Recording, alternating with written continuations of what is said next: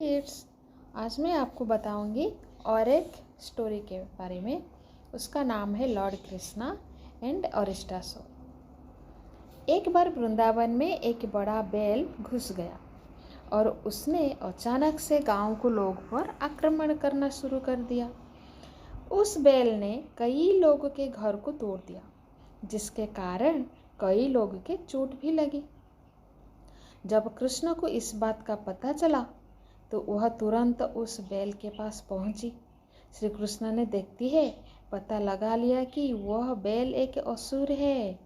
उस असुर का नाम था अरिष्टासुर। कृष्ण को देखते ही वह कृष्ण की ओर तेजी से आक्रमण करने के लिए दौड़ आया। भगवान कृष्ण ने अपनी शक्ति से उसे परास्त कर दिया। परास्त करने ही वह बैल भगवान कृष्ण के समक्ष नतमस्तक होकर बैठ गया।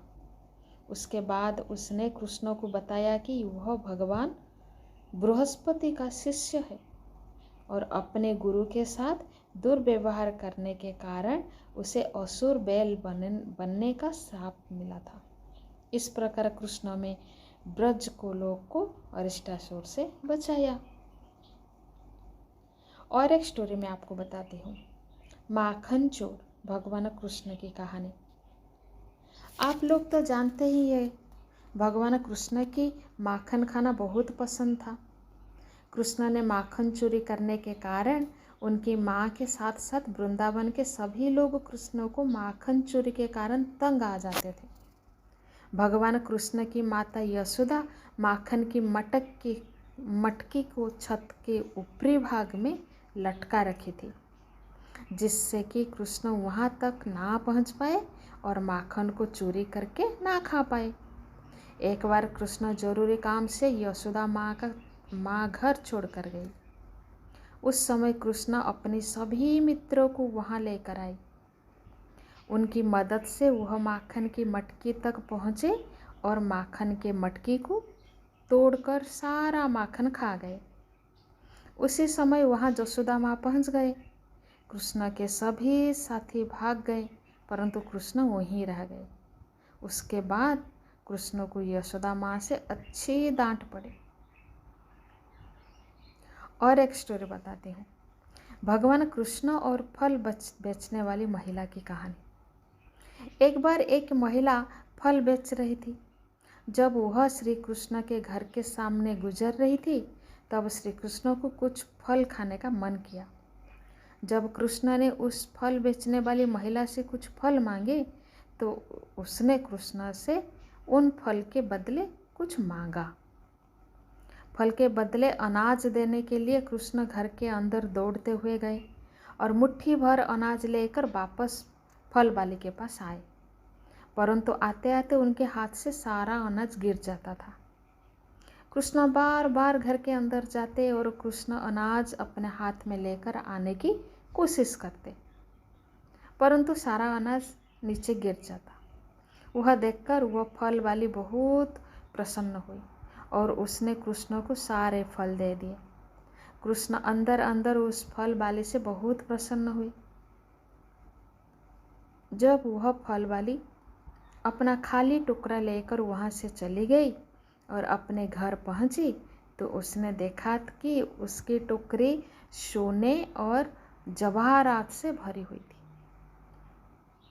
और एक स्टोरी बताती हूँ, कृष्ण को गोविंद क्यों कहते हैं? हम सब जानते हैं कृष्णा का अन्य नाम गोविंद है।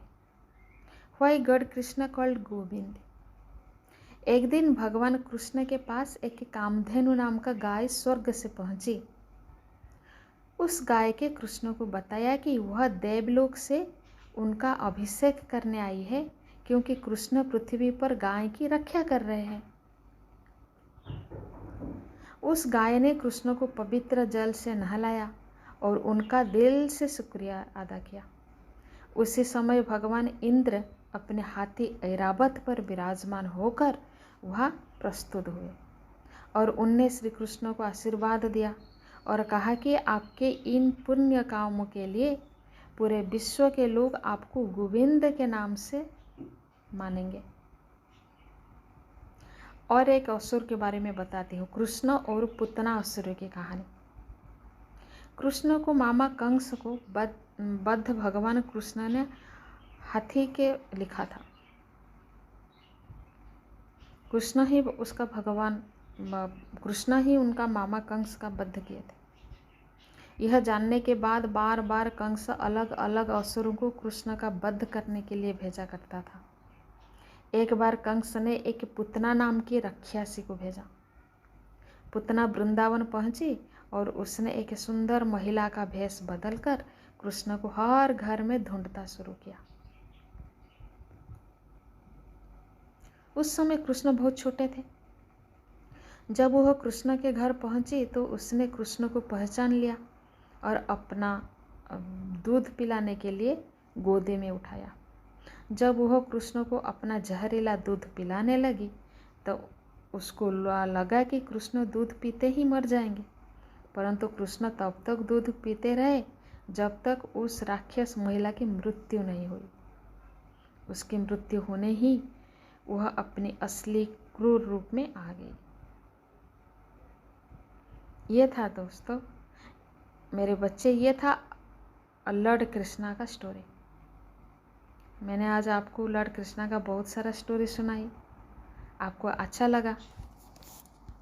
आप और भी सुनना चाहते हैं तो मेरे चैनल को सब्सक्राइब कीजिए, मेरे वीडियो को शेयर कीजिए, तब आपके लिए ऐसे ही मज़ेदार कृष्णा का स्टोरी में लेके आऊँगी। Thank you friends.